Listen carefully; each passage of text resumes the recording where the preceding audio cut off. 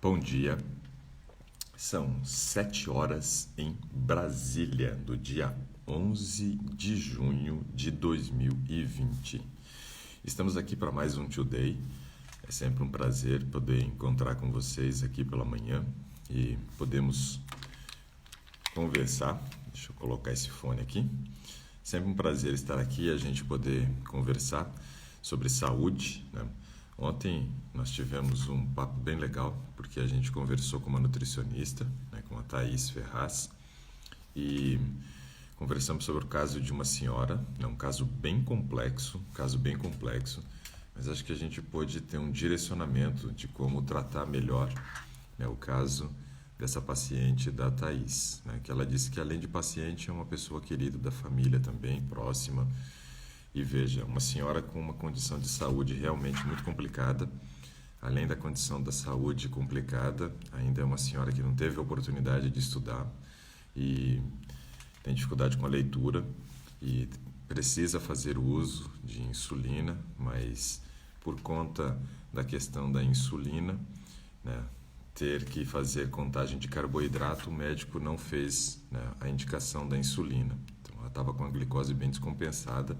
E aí nós estamos vendo então qual é a possibilidade, né, de nós conseguirmos ter resultado. O pessoal está dizendo que gostou da live de ontem, né? Eu também gostei bastante. Ontem foi muito legal, né, poder conversar sobre um caso e eu gosto de pegar esses casos complexos, né, para a gente poder trabalhar, porque isso é bem interessante, que exige bastante da gente, exige bastante mesmo, para que a gente possa dar uma analisada de uma maneira bem complexa e bem holística, né, da questão da saúde. O grande problema hoje é que nós temos uma visão muito simples de saúde. E essa visão muito simples, ela é muito ruim. Nós precisamos ter essa visão holística da saúde. Precisamos ampliar a nossa visão e conseguir buscar as correlações. Por isso que eu vejo que bioquímica e fisiologia são coisas muito importantes para os alunos da área de saúde, né?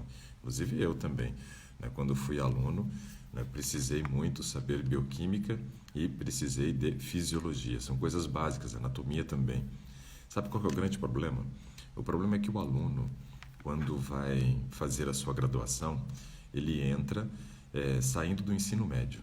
E a cabeça de ensino médio, a cabeça de universidade, a maneira de estudar no ensino médio, a maneira de estudar na universidade é muito diferente. É muito diferente.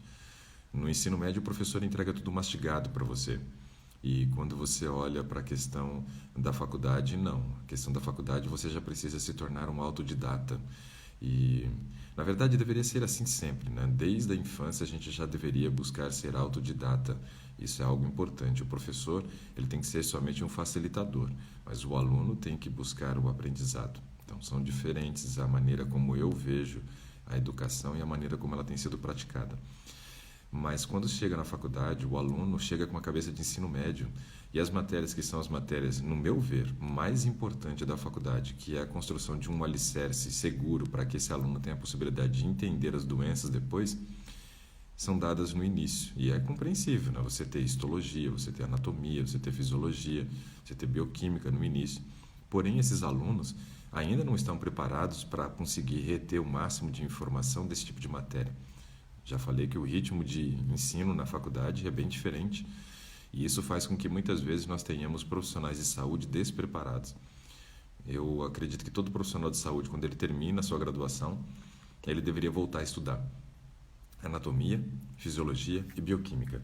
Essas 3 matérias eu considero elas como matérias básicas para construir um alicerce de uma carreira de sucesso de um profissional da área de saúde. 3 matérias que, se você conhece, você com certeza vai ter uma visão diferente sobre as doenças. Algo extremamente importante, extremamente importante. Eu voltei a estudar essas matérias depois que eu me formei. E passei 3 anos da minha vida estudando realmente fisiologia para conseguir entender como o corpo funciona e ficar mais fácil entender a fisiopatologia das doenças depois. Quando você sabe como é a maneira normal do funcionamento, tudo que fica alterado, você consegue entender de maneira melhor quando você conhece fisiologia. É a mesma coisa quando você leva, por exemplo, o teu carro no mecânico e quando você leva o carro no mecânico, ele pede para dar uma volta no carro. E você diz que está com barulho.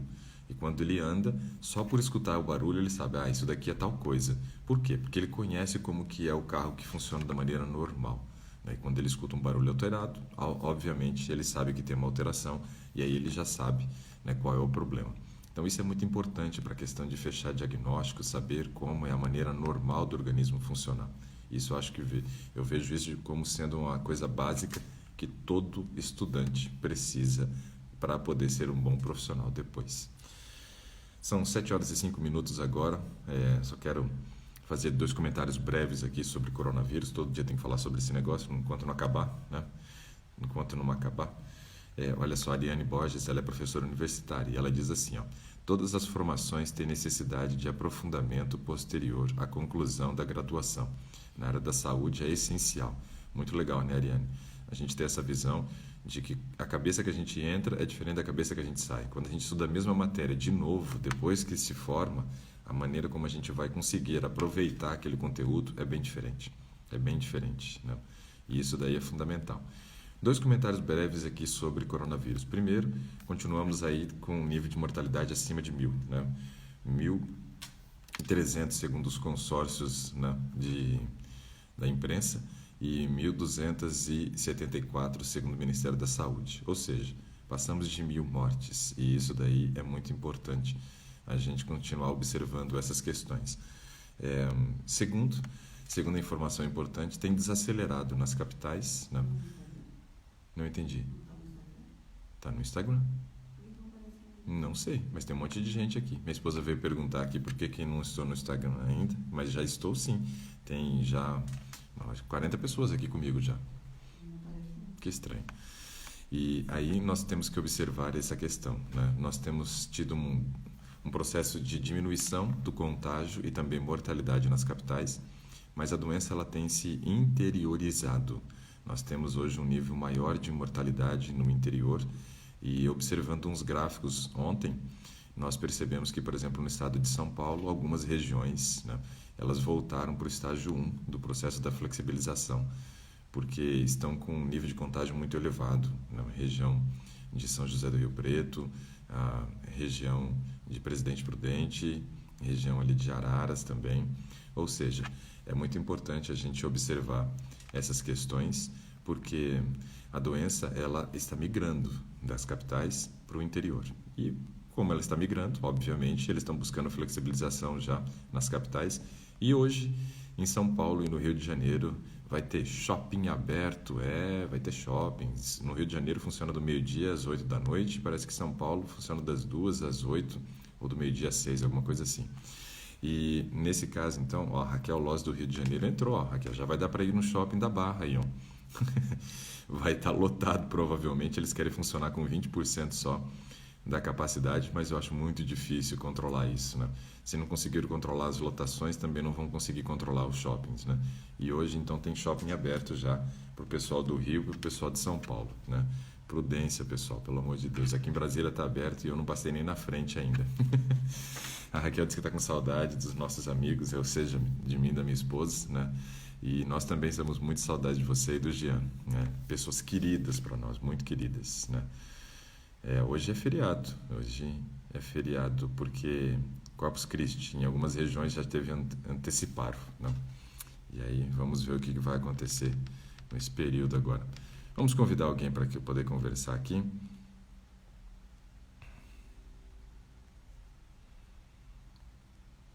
Hoje eu vou convidar, vamos ver aqui quem nós vamos convidar.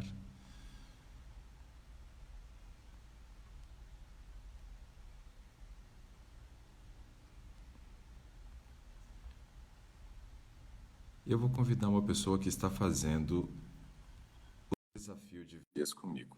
Vamos ver se a Silvia pode participar conosco.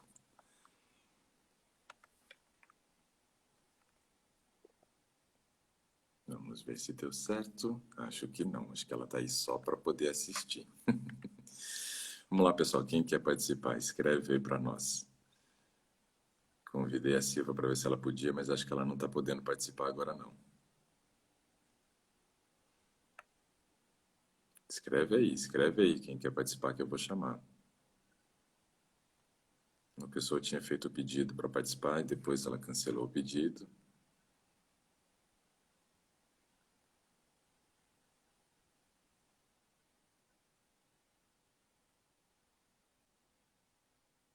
Vamos ver aqui.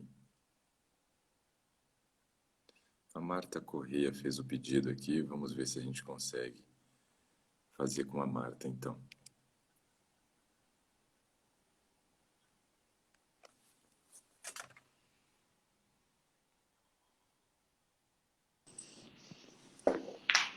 Bom dia.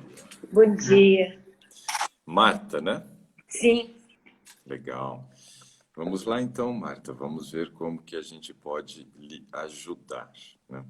E estou abrindo aqui o programa para fazer as anotações. Quando eu estiver olhando para baixo é porque eu estou olhando aqui só para fazer a anotação, tá bom?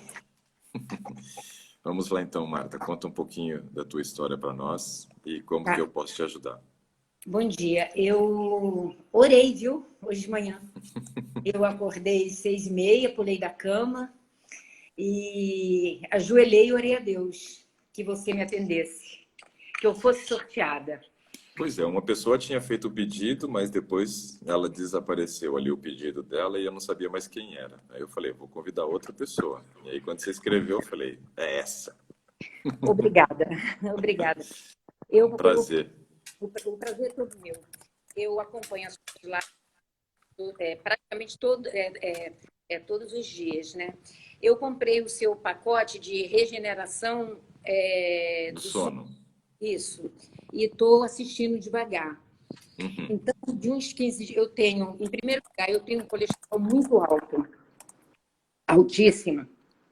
O último exame que eu fiz, o total deu quase 400.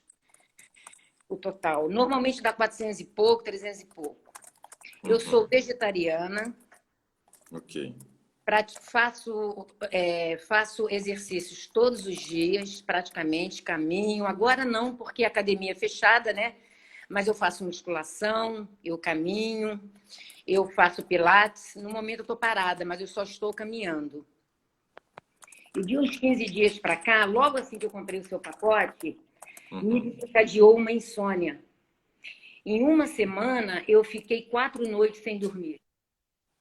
Uma Nossa. semana, 4 noites, em claro. Aí eu fiquei tão desesperada que eu tive que recorrer. Aí eu fui ao psiquiatra. O psiquiatra me passou 3 remédios. Ontem eu ainda fui. Ontem eu tive que ir porque anteontem eu passei muito mal. Me deu uma crise de ansiedade que me deu cãibra nas mãos, cãibra nos pés. Eu fiquei sufocada para respirar. E eu fiquei muito mal. Aí eu voltei nele ontem. Aí ele me passou mais um ansiolítico. Porque ele falou que não tinha... Ele virou para mim e falou assim, eu esqueci de passar o ansiolítico para você. Aí me passou mais um ansiolítico. Como a noite passada eu não dormi, que foi de anteontem para ontem, eu também passei em claro, porque eu passei mal e não tomei os remédios. Porque eu sou radicalmente contra remédios, eu não tomo remédios. Aí eu não tomei, aí eu não dormi também. Cochilei, 5 horas da manhã eu cochilei. Aí eu levantei, tomei um banho e fui nele. Eu tinha marcado, tinha ligado para ele um dia antes, que foi no dia que eu passei mal, mandei uma mensagem para ele e fui ontem. Aí ele me passou mais um ansiolítico. Aí, conclusão, ontem eu tinha 3 remédios para tomar. Mas eu sou contra, eu só tomei 2. Eu só tomei o ansiolítico e tomei um outro que ele passa no jantar, que ontem ele mandou tomar inteiro. Eu só tomei a metade. E eu dormi a noite toda. Eu deitei às 9 e acordei agora. Acordei agora de manhã. Então, doutor, eu estou aqui para ver se o senhor pode me ajudar um pouco com essa minha ansiedade, que eu já sou ansiosa mesmo. Mas eu já controlo ela, já tem mais de 10 ou 12 anos que eu controlo ela em prática de exercícios, eu controlo ela na alimentação, eu consigo controlá-la. Mas agora, com esse problema e essa fase que nós estamos passando, desencadeou de uma hora para outra. Eu comecei a não dormir. Como eu fiz como eu comprei o seu pacote, como eu estou fazendo a regeneração do sono, eu fiquei pensando, será que é o cortisol, né? O cortisol, cortisol, né? Cortisol. E aí eu pensei, que ele gostaria tanto que ele me... Ontem eu mandei uma mensagem para o seu Instagram, perguntando como que eu posso entrar em contato. Conclusão, essa é a minha história. Ontem eu não cheguei a olhar como é que tá as perguntas ali. Chega bastante, nem sempre eu consigo dar conta de responder tudo. Eu imagino. Vamos analisar aqui um aspecto, e eu preciso entender um pouquinho melhor essa questão do colesterol. Esse colesterol alto seu, ele é de agora ou sempre teve esse padrão de colesterol mais elevado? Sempre tive. Sempre teve. Junto com o colesterol, tem a hemocisteína também, que é alta. Os dois. Homocisteína. Sim. Ok.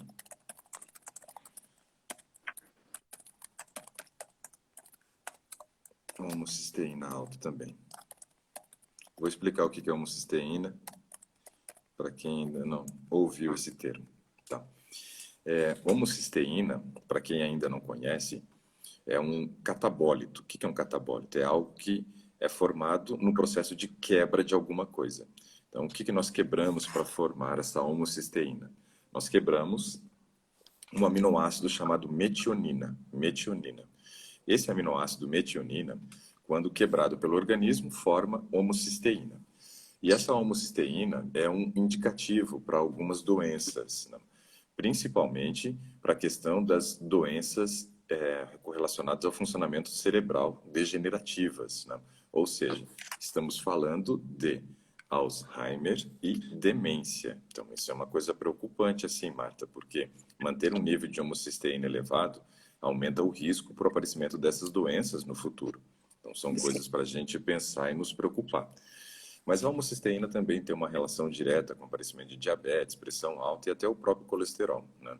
Está correlacionado também esse aumento do nível de homocisteína. Agora, olha só, um aspecto bem importante é o seguinte, precisamos avaliar a seguinte questão. Quando que as pessoas tendem a ter uma homocisteína alta? Quais são as características, né, que elevam o nosso nível de homocisteína? Bom, precisamos analisar então que a metionina é um aminoácido muito concentrado nos produtos de origem animal. Quando as pessoas então fazem consumo de carne, queijo, leite e ovos, a tendência é que nós tenhamos um nível mais elevado de homocisteína. Quando você faz o exame, o ideal é que a homocisteína fique abaixo de 7. Abaixo de 7, né? Sim. E quando você pega uma pessoa que não é vegetariana, que come os produtos de origem animal, a tendência é que a homocisteína dela esteja por volta de 11. Por volta de 11. Esse é o normal. A sua está em quanto, você sabe? A última vez que eu fiz, acho que estava em 15, Ok. 16. Uhum. E nós então entendemos que a homocisteína em 11, para quem come carne, leite e ovos, é o padrão normal. É o padrão normal. Mas para quem é vegetariano, não. Para quem é É, mas eu, vegetariano, mas eu passei a tirar tudo animal tem 3 meses. Eu já não como carne, frango e carne vermelha há uns 15 anos. Mas eu entrei agora uns 4 meses, desde fevereiro, que eu resolvi não aderir nada animal, justamente por causa do colesterol e justamente por causa da hemocisteína. como? Isso, homocisteína. Tranquilo, quem é o profissional da saúde aqui sou eu. Quem tem que saber o nome sou eu. Homocisteína. O pior é se você tivesse me corrigindo, aí seria problema. Não, tá certo. Mas veja só, esse aspecto, então, aqui é bem interessante, né? Você trouxe mais uma informação importante para nós aqui. Quando se faz o consumo dos produtos de origem animal, é normal você ter uma homocisteína elevada, né? Isso é normal. E não é bom, um péssimo indicativo, né, de um risco maior aí para demência e para Alzheimer. E uma coisa que aparece nesse processo de estar com uma cisteína elevado, que é algo que aparece nesse momento, digamos assim, que está elevado agora e não o prognóstico preocupante para o futuro, é a questão de nós termos um déficit cognitivo, uma dificuldade de aprendizagem, né? Então, a homocisteína elevada dificulta o processo de aprendizagem da pessoa. Então, esse aspecto é importante a gente analisar. Agora, veja só. Quando que uma pessoa vegetariana, ela tem níveis elevados de homocisteína? Isso também pode acontecer.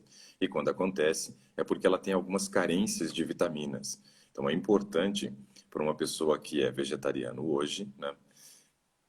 Homocisteína com H. Eu vou só escrever o nome aqui para as pessoas poderem anotar, quem quiser fazer o exame.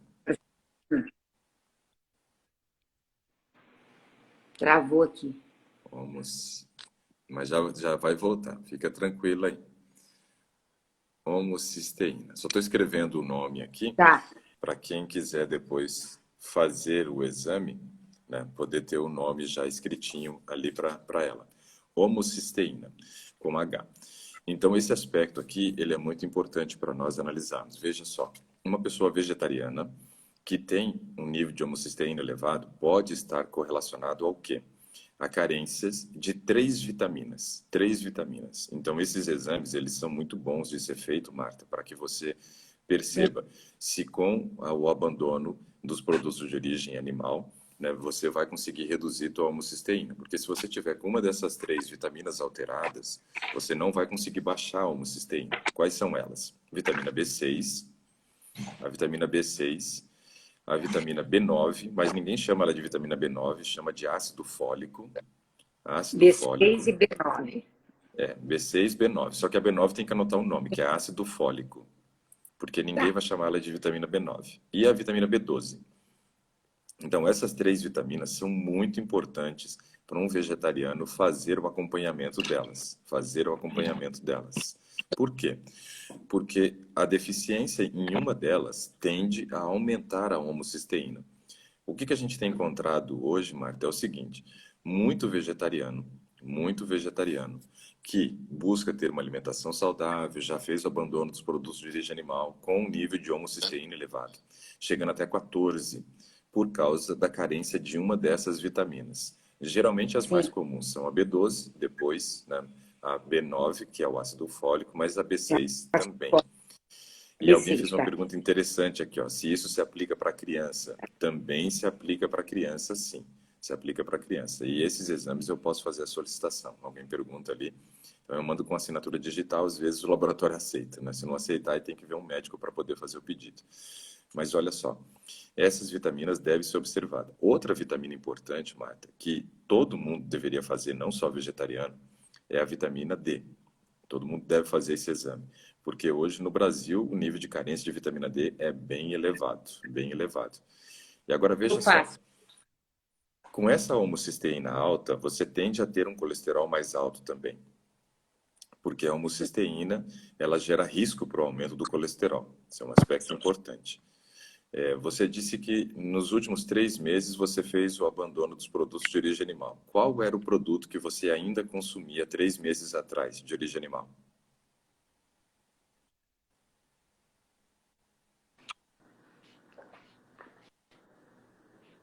Então, travou um pouquinho, eu vou aguardar a Travou. resposta da Marta aqui, porque isso é importante para a gente. Tá, Marta, a pergunta que eu lhe fiz foi a seguinte: qual era o produto de origem animal que você consumia 3 meses atrás ainda? 3 meses atrás eu comia omelete, eu fazia omelete, comia uns 2 ovos por semana. Acho que só, porque eu nunca. Era só isso, omelete. Às vezes eu cozinhava uns 2 ovos por semana, comia. Uhum.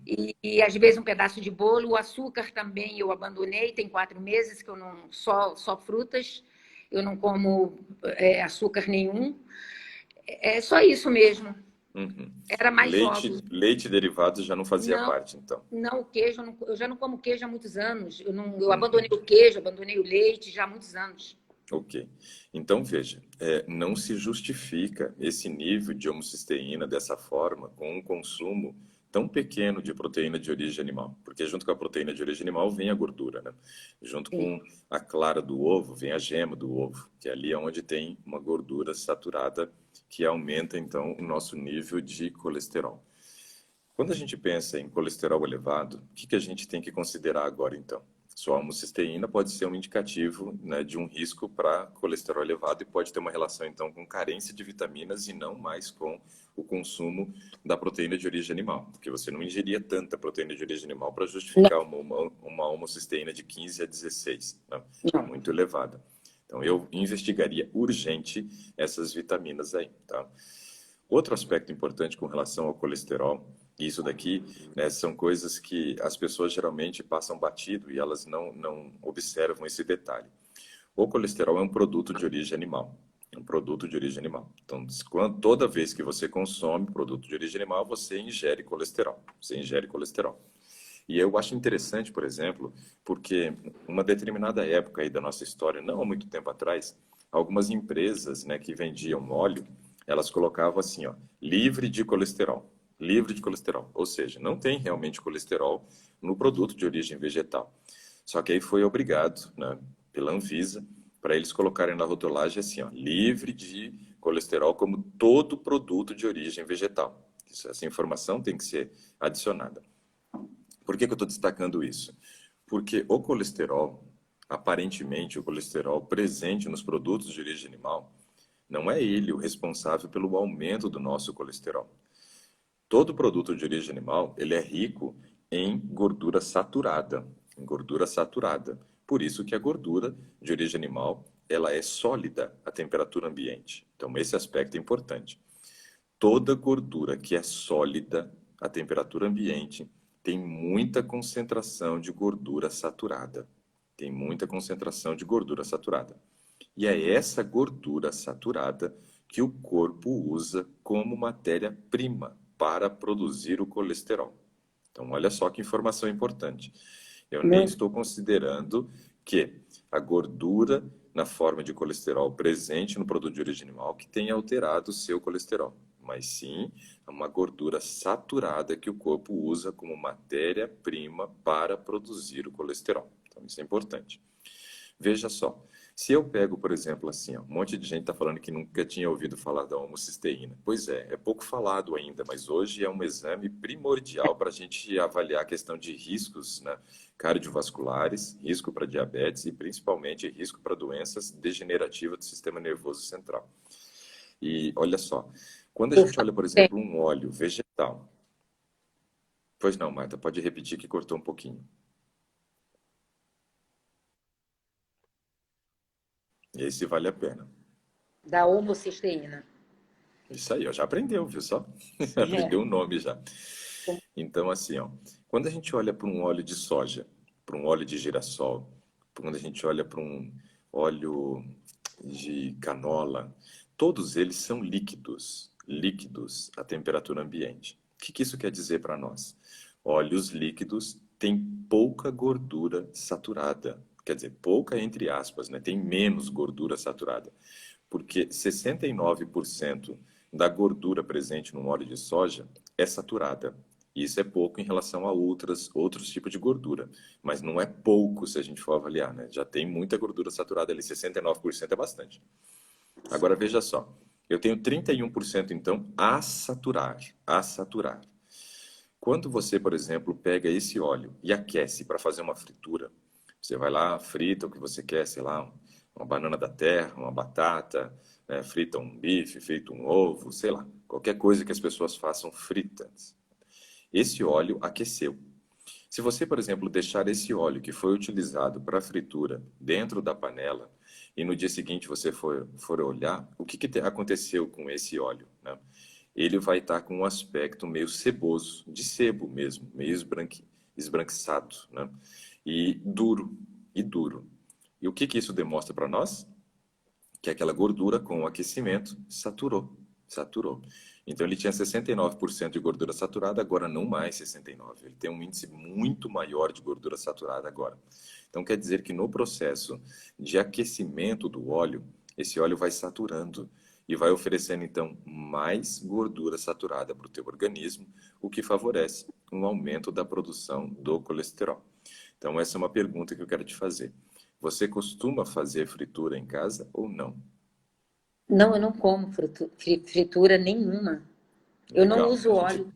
Eu não uso óleo, doutor. Praticamente eu faço eu boto uma colherzinha de lugar do óleo para dourar a cebola e dourar o alho.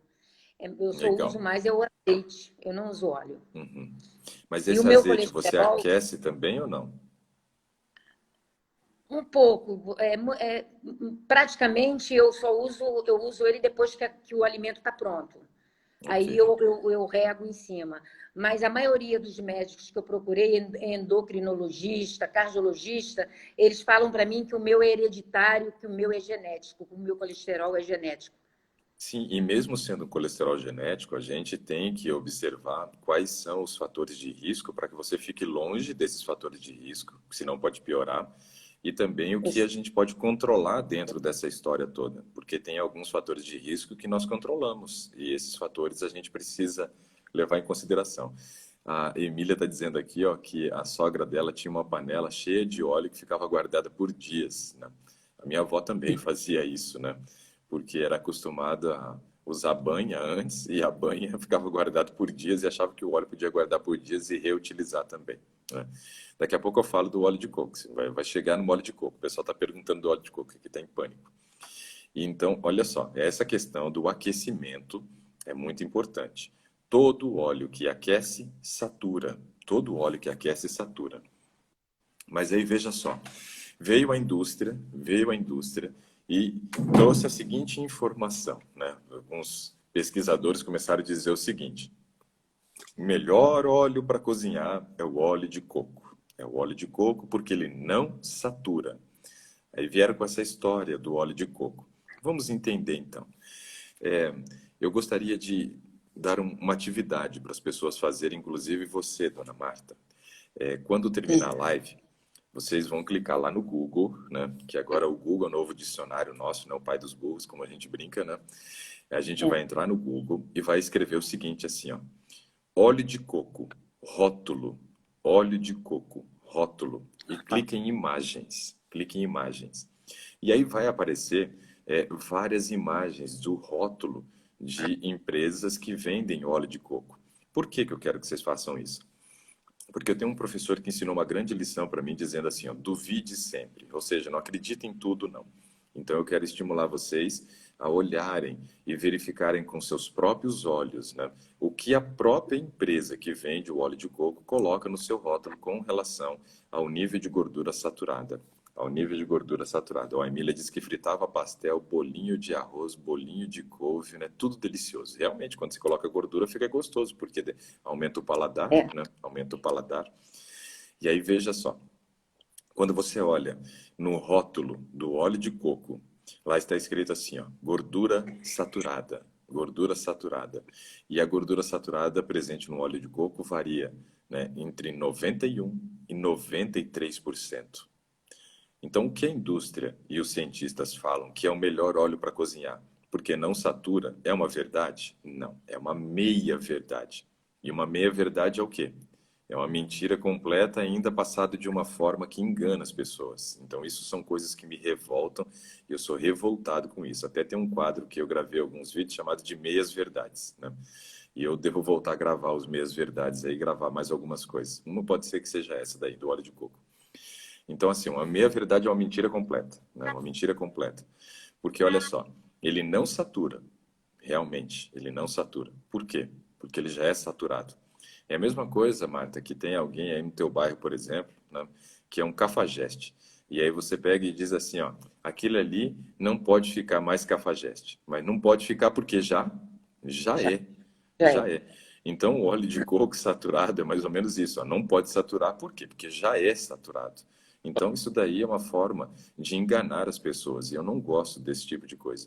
Eu acho que isso é muito triste, a maneira como algumas pessoas utilizam a informação para o seu benefício próprio. E a verdade, ela precisa ser dita, e as pessoas têm que ter a liberdade de fazer as escolhas conforme elas queiram, e não serem iludidas. Eles utilizam a meia-verdade para conduzir as pessoas a fazerem escolhas que são nocivas para a sua saúde. E isso é muito importante, né? A Emília pergunta se tem diferença entre refogar e fritar. Tem. O tempo de exposição do óleo à temperatura é menor quando você refoga, mas ainda assim você gera processos, né, de saturação. Agora, veja só, fritura não é uma coisa que você faz uso, beleza? Mas descartamos essa possibilidade, então. Óleo de coco você também não usa, pelo jeito, né? Não, Então, não. descartamos também essa questão. Vamos agora para um outro item que também gera aumento de colesterol, que são, na verdade, nos produtos industrializados. Os produtos industrializados. Produtos industrializados, né, a gente precisa lembrar que a empresa faz produtos com tempo de validade longo. Isso é algo importante para a empresa, né, o tempo de validade do produto. Uma das coisas que é adicionada no produto para aumentar o tempo de prateleira, deixar ele mais crocante, melhorar o paladar dele e ainda gerar vício é a gordura. Só que quando você olha, por exemplo, a gordura presente nos produtos industrializados, a grande maioria esmagadora dele vai estar escrito assim, ó, óleo de palma ou gordura vegetal hidrogenada. Gordura vegetal hidrogenada ou óleo de palma. O que quer dizer isso? É um óleo também, né, que foi retirado de um coco, porque a palmeira também é um tipo de coqueiro, né? Ou então uma gordura que foi hidrogenada. O que é uma gordura que foi hidrogenada, né? Isso daí quer dizer o seguinte, ó, no rótulo aqui, ó, gordura monossaturada 0,7, gordura poliinsaturada 0,2, né?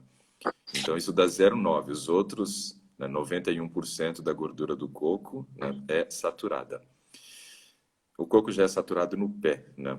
Uma pessoa fala, e realmente, gordura do coco envelhecido. Coco verde não tem problema nenhum, porque o coco verde não tem gordura ainda saturada. Só que essa gordura hidrogenada, olha só que coisa interessante. Quando a gente fala de insaturação e saturação, vou explicar isso daqui, Marta, para ficar mais claro o que a gente está querendo dizer com relação à Claro. gordura hidrogenada, tá? Então, olha só, gordura hidrogenada é o seguinte, você tem, por exemplo, o carbono, que é um elemento químico, está na tabela periódica, e quando a gente analisa o carbono, ele precisa fazer 4 ligações para ser uma molécula estável, Por exemplo, quando a gente casa, qual que é o propósito nosso, né? Nos tornar uma molécula estável, né? Completar, mais ou menos isso, né? O papel do casamento é completar aquilo que falta. E o carbono é como se ele tivesse que fazer, né, 4 casamentos, aí no caso, se casar com 4 pessoas para que ele pudesse, então, estar estável. Porém, tem sempre alguém, quando ele tem insaturação, que ele é mais apaixonado. Então, ali ele faz uma ligação dupla, uma ligação mais forte do que com os outros elementos químicos que ele se liga. Quando a gente aquece o óleo, a gente quebra essa ligação dupla e adiciona um hidrogênio no lugar dessa ligação dupla. Ou seja, nós estamos hidrogenando a molécula.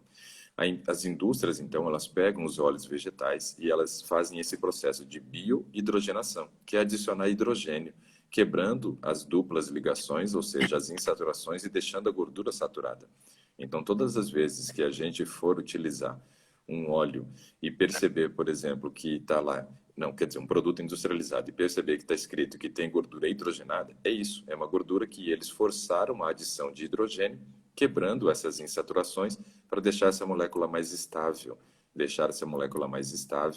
e fazer com que o tempo de prateleira do produto seja maior.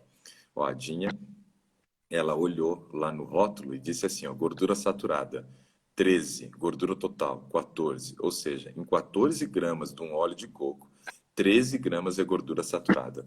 É um absurdo, é um valor altíssimo. Né? Vamos fazer aqui só o cálculo para que a gente possa analisar direitinho esse padrão.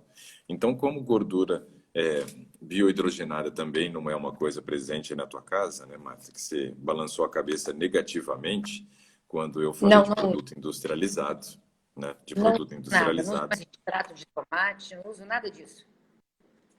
Ok. Vamos para uma outra alternativa aqui. Eu estou buscando alternativas, né? Meu papel é esse, é tentar Sim, encontrar aqui o problema.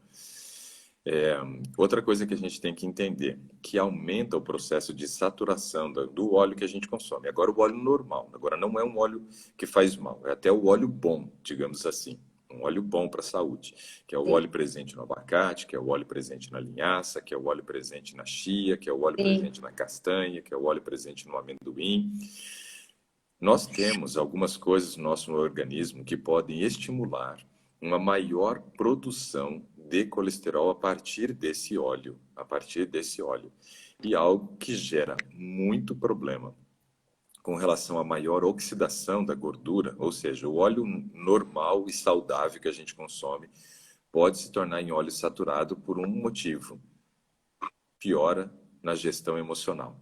Piora na gestão emocional. Eu vou repetir isso para você, Marta, porque travou, não sei se você pegou essa informação. Algo que gera Não, um aumento da produção de colesterol no nosso organismo é uma piora da nossa gestão emocional. Por sim, quê? sim. Quando nós ficamos com uma alteração do nível de cortisol, isso aumenta os processos de oxidação do nosso organismo. Aumenta a produção de oxidação. Isso quer dizer o seguinte, então, o processo de oxidação é justamente esse processo de quebra das duplas ligações, deixando o óleo na condição saturada. Então, a gente sabe que você é ansiosa e já tem lutado isso, né, para controle nos últimos 12 anos através do estilo de vida saudável, que é algo fundamental para nós. Porém, um nível mais elevado de cortisol, essa piora do estado emocional, aumenta a oxidação de gordura no organismo. E isso, então, piora muito o nível do colesterol. Você disse que o colesterol total estava em 400, mas você sabe me dizer quanto estava o seu LDL e o HDL? Só se eu pegar o exame. O último deu 300 e pouco o, Tá. o LDL, né? Uhum. Vamos fazer o seguinte, eu vou responder umas 2, 3 perguntas e você vai caçar esse exame aí. Pode ser? Pode ser. Então, corre lá. Vai caçar esse exame aí, porque essa informação é importante. Enquanto isso, você vai ouvindo aí o que eu vou dizendo. Alguém pergunta se o óleo de coco prensado a frio, né, ele também é prejudicial. Se ele também é prejudicial. Sim, ele também é prejudicial nesse aspecto pelo seguinte motivo. A prensa fria é para que não gere mais processo de aquecimento e não sature ainda mais. Porém, o óleo de coco ele é retirado de um coco seco. E nesse processo de envelhecimento do coco, até que ele se torne um coco seco, ele vai perdendo, então, a sua gordura, que era insaturada, e vai gerando gordura saturada. No entanto, que quando a gente observa, por exemplo, um coco verde, o coco verde, ele tem aquela massa branca dele mole, tem a massa branca mole. E isso mostra que a quantidade de óleo presente ali não é de óleo saturado, mas é um óleo que ainda está insaturado, por isso é mole. Conforme vai envelhecendo, vai saturando. Então, mesmo que eu faça a retirada a frio de um óleo concentrado num coco seco, eu já vou retirar, então, um óleo que já está saturado. Então, mesmo prensa fria, pode piorar. Não. Bom, Deixa eu ver. não achou o exame ainda? Procura aí. Esqueci. Esse aqui. Pati, você fez uma pergunta da homocisteína. Repete para mim, por gentileza, que eu perdi a tua pergunta aqui em cima. Tem um ditado que fala: tudo que você colocar na boca que for gostoso, cospe porque faz mal à saúde. Exemplo, refrigerantes, batata palha, pavê, mousse, biscoito recheado, pizza e sanduíche. Rejane, eu discordo parcialmente, né? Tem muita coisa que realmente é gostoso na boca, mas que faz mal para a saúde. Mas tem muita coisa que é gostoso na boca que faz bem para a saúde também. E uma vez, por exemplo, eu estava fazendo uma palestra e era numa igreja e foi até interessante uma história. Uma pessoa pegou e disse para mim assim, ó, falou assim, por que que tudo que o diabo faz? Ele fala, refazendo uma referência à questão da indústria, né? Ele falou, por que que tudo que o diabo faz é mais gostoso do que aquilo que Deus faz? Eu falei, não, peraí. O problema não está no que o diabo faz e no que Deus faz. O problema está em você e no seu paladar, né? Onde você só tem sentido prazer em coisas que fazem mal. Nós precisamos reeducar o nosso paladar para que a gente sinta prazer naquilo que faz bem para a saúde. Achei, tá? Hoje eu me divirto, já vou deixar você falar então. Hoje eu me divirto comendo, né, alguns alimentos que a minha esposa faz aqui, onde o paladar é uma delícia, ele é super estimulado. A minha filha até criou uma frase aqui que a gente gosta muito em casa, um dia que ela comeu algo que a minha esposa fez. E tava uma delícia, tava uma delícia. A minha esposa faz umas sobremesas assim muito boas, né? Faz um cheesecake de morango, faz um tiramisu, às vezes faz um crumble de maçã, que é muito legal. E aí minha filha, quando vai comer uma dessas sobremesas, ela diz assim: pai, minhas papilas gustativas estão dançando. Ou seja, foi tão gostoso para ela que ela diz que as papilas gustativas delas estão dançando. Então, veja, esse ditado eu discordo parcialmente por causa disso. E discordei muito quando a pessoa disse assim, tudo que o diabo faz é mais gostoso do que Deus faz. Ou seja, tudo que vem da indústria. Porque a indústria não é de Deus, não. Realmente a indústria é do capeta, porque só traz doença esse negócio, viu? E aí, nesse caso, então, o que a gente precisa é reeducar o nosso paladar. Conforme a gente reeduca o nosso paladar, nós vamos conseguir sentir sabor original de frutas, o sabor original dos alimentos, e isso vai fazer com que a gente sinta muito prazer e se delicie, que as papilas gustativas dancem ao comer uma alimentação mais natural. A gente não precisa ficar preso e nem escravo da indústria de alimentos. Vamos lá então, Marta, conta aí para mim, como é que está as frações do colesterol, então? O LDL 363,8. Ok. Tem um aqui que é o HDL 64. Tá, então veja só. O HDL, ele é um tipo de colesterol que traz uma proteção cardíaca para nós, uma proteção cardíaca. E ele precisa estar acima de 60 para mulheres e acima de 40 para homens, para trazer Sim, essa proteção proteção. cardíaca. Então, nesse caso, você tem o HDL dentro de um nível ideal para trazer proteção. Porém, quando a gente pensa no LDL, ele é um colesterol que acima de 100, ele traz um risco cardíaco elevado. Um risco cardíaco elevado. E esse risco cardíaco elevado é para a formação de placas de ateroma, principalmente. Formação daquelas placas de gordura que vão entupindo nossas artérias. Então, veja, realmente o teu nível de LDL está assustador, muito elevado, o que aumenta muito o teu risco para a formação de placas de ateroma. Então, assim, aprender a gerir melhor essa parte emocional, Marta, vai te ajudar muito. Mas eu quero dar mais umas dicas importantes aqui ainda. Cadê os homens? Não assistem às lives, né? O pessoal está dizendo aqui.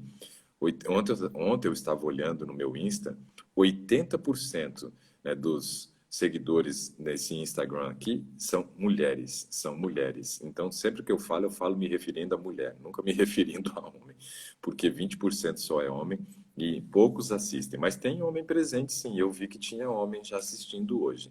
Então, os homens sejam muito bem-vindos e as mulheres sejam muito bem-vindas, né?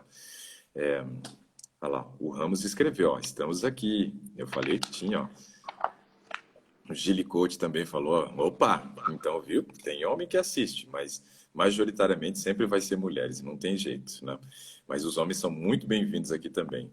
E eu conversei com o Fábio, acho que na semana retrasada, sobre saúde. Então, Marta, olha só, tem uma coisa que também aumenta a nossa produção de colesterol. Aumenta a nossa produção de colesterol. Sabe o que que é? Os radicais livres. Radicais livres.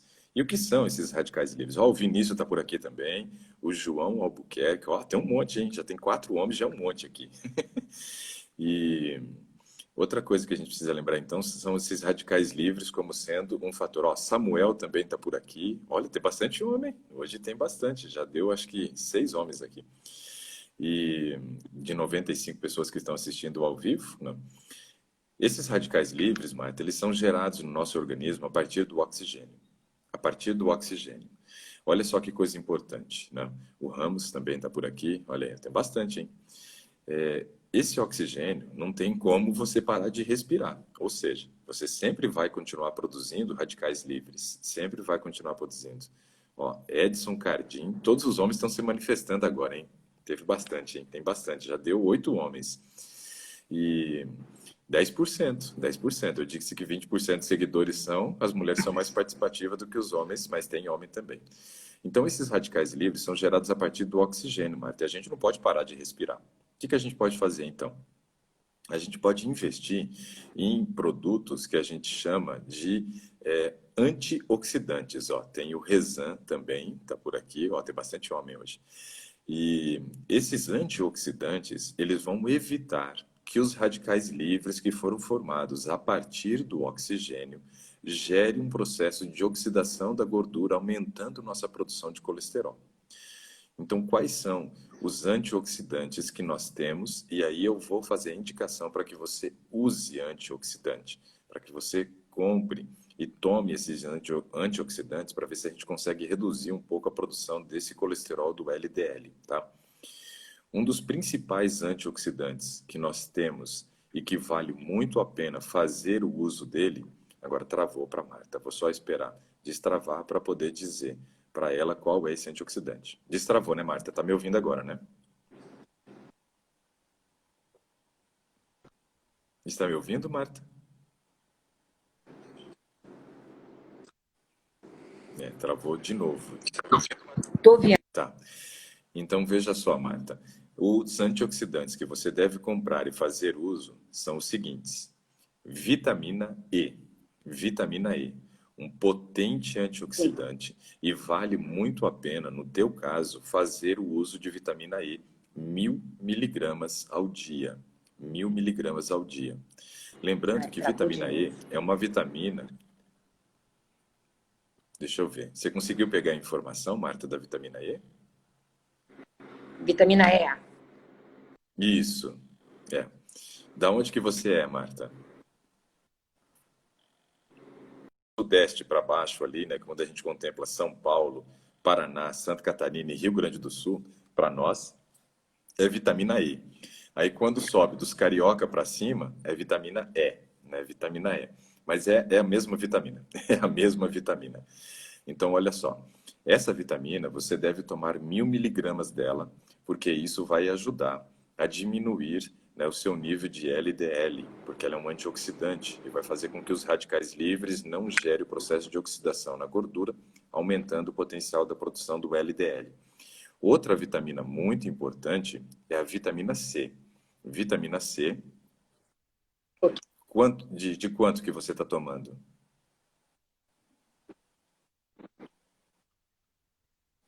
Mas a dosagem dela? 500, Eu tô, ok, legal. Então a vitamina C também é um potente antioxidante e vale a eu pena a uso gente fazer uso na dosagem de 500 miligramas. Legal, que bom que uma delas você já tenha usado. 500, Vamos implementar 500 por agora. dia. Que bom que você já tenha usado a vitamina C. Vamos implementar agora a vitamina E, tá bom? Outra coisa, Marta, que eu gostaria que você fizesse uso, né, porque é um anti-inflamatório e nos processos de inflamação, a gente geralmente tem um risco de gerar essa adesão dessa gordura saturada, desse LDL que foi gerado a partir da gordura saturada. Quando você, por exemplo, tem vitamina E, é via oral, isso, vitamina E é via oral. Então você tem que tomá-la junto com uma refeição que tenha gordura para poder fazer a absorção dela, ou de jejum ou almoço. Outra coisa que eu quero que você use, Marta, é o seguinte: quando a gente pensa na formação de uma placa de ateroma, essa placa de ateroma ela começa, né, quando você tem uma lesão na artéria. Então, alguma lesãozinha pequena, pela quantidade de atrito que você gera na artéria, você pode gerar ali uma pequena lesão. Nesse processo de cicatrização dessa lesão, a gente começa um processo que em inglês o nome é foam cell, ou seja, célula esponjosa. Nesse processo de cicatrização é quando você tem a adesão do LDL. É nesse momento, então, que o LDL se adere e começa a formar a placa de ateroma. Veja, nós estamos falando de um processo de cicatrização que tem inflamação. Um processo de cicatrização que tem inflamação. Por isso, eu vou fazer também a recomendação, além da vitamina C de 500 miligramas, além da vitamina E de 1.000 miligramas, que você faça uso, né, do ômega 3. Ômega 3. E esse ômega 3, eu vou te dar uma dose, geralmente que é o dobro do normal. O normal seria usar 1.000 miligramas, mas no teu caso, pelo nível elevado de LDL que você tem, para que a gente tente diminuir os processos inflamatórios do organismo, vamos colocar uma dose de 2.000 miligramas de ômega 3. Isso vai ajudar no combate dos processos inflamatórios para a gente reduzir esse risco, né, de gerar o problema da formação das placas de ateroma, tá? Então, esses são meus 3 indicativos para você com relação a suplementos, Mas o foco da nossa conversa tem que ser sempre o seguinte: o que mais aumenta a produção de gordura do tipo LDL, no teu caso, é o seu padrão emocional. Então, assim, você é radicalmente contra uso de medicação. Eu sou radicalmente contra o uso de medicação, mas não totalmente contra. Por que não totalmente contra? Tem frases, por exemplo, Marta, que a gente diz que são frases infelizes, mas são frases verdadeiras. Uma dessas frases infelizes, né, que eu digo que eu não gosto de dizer, mas é uma verdade, é o seguinte: é melhor dormir com o uso de medicação do que não dormir. Porque quem não dorme, Marta, aumenta a produção da gordura saturada, quer dizer, aumenta a utilização da gordura saturada para a produção desse colesterol LDL. Então, veja, Quando você tomou a medicação nessa noite, você disse que conseguiu dormir a noite inteira. Então, você não está passando por um período agora que você tem conseguido Sim. ser autossuficiente na gestão do seu sono. Então, a medicação, nesse momento, ela vai te ajudar a dormir. Não pode ser uma muleta, a medicação, que você vai usar para sempre. Mas usar a medicação num determinado momento, aonde você não tem conseguido controlar a situação emocional, e isso tem afetado o seu padrão de sono, e se afeta o padrão de sono, vai afetar ainda mais o seu padrão emocional, eu vejo com bons olhos o uso da medicação para tentar regularizar o teu sono agora. Lá dentro do curso que você fez a aquisição, que é o Programa de Restauração do Sono, você vai ter várias informações trabalhando sobre os gatilhos da insônia. Dentre os gatilhos da insônia, eu apresento vários ali. Eu apresento, por exemplo, a questão do peso, né? Apresento também a questão de uma menopausa para a mulher e Sim. apresento a questão da gestão emocional, né? Que é algo importante. E aí tem uma aula dentro do curso que tem 1 hora falando sobre a parte de gestão emocional. Então procura essa aula, assiste ela com carinho, então assiste ela com carinho, com um caderninho, vai fazendo as anotações, porque isso vai te ajudar bastante a aprender como gerir melhor a parte emocional, tá? Mas assim, Eu ó, estou nessa esse parte. aspecto do Eu estou sono para nessa parte nós é emocional. algo primordial, porque quem não dorme, Marta, não controla as emoções. Então, nesse momento, eu entendo que você não gosta de usar medicação, mas a medicação tem um papel importante até você conseguir se tornar autossuficiente para gerir o teu sono. Se você começar a dormir melhor, Marta, nós já vamos diminuindo o risco da produção desse colesterol do tipo LDL, ou seja, diminui o risco da formação das placas de ateroma, diminui o risco da formação de placa de ateroma. Agora, eu quero te passar uma sugestão aqui para a gente poder encerrar. A gente tem mais 2 minutos e meio, mais ou menos, mas eu quero lhe dar uma sugestão. Não só para você. Eu vou dar essa sugestão para todo mundo que de repente tem um nível de colesterol elevado, que de repente precisa fazer um processo detox, tá? Então vou dar uma sugestão. Quem está dentro dos nossos grupos, eu vou passar para o Gilmar ou para o Weber, para que eles coloquem dentro dos nossos grupos, sim, né, exclusivas, mas onde a gente compartilha também as informações sobre o Today. A gente posta tudo lá dentro depois para quem perdeu e poder assistir. Né? A gente posta informações ali, né, quando a gente tem um lançamento de um produto, ali para quem é do grupo VIP, sempre tem alguma forma promocional.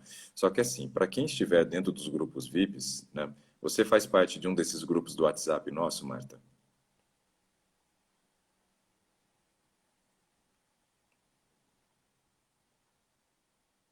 É só quem quer saber como faz para entrar, é só clicar lá na minha bio, tem um link para que você possa acessar um dos grupos, tá?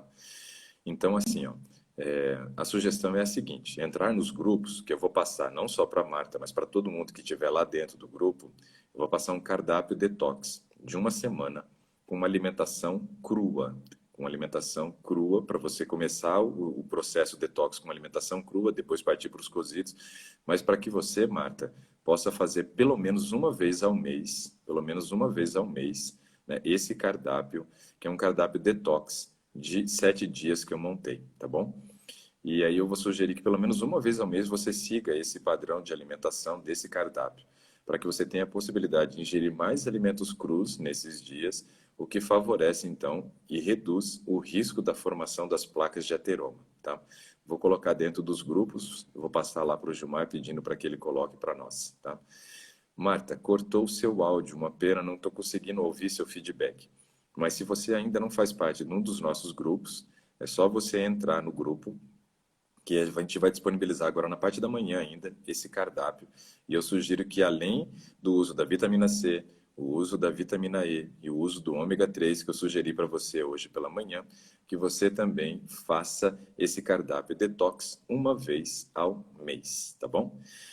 Alguém já está cobrando o Gilmar, nem mandei para ele ainda, já tem gente cobrando. Não demora, viu, Gilmar? O Gilmar está assistindo também, ele está conosco aqui. Pessoal, foi um prazer receber vocês pela manhã. Marta, muito obrigado pela sua participação. Obrigado por você ter compartilhado sua história conosco, né? Continue usando a medicação nesse momento, mas continue lutando para você ficar livre dessa medicação, porque medicamento realmente não é bom. Um bom dia para todos vocês. Lembrando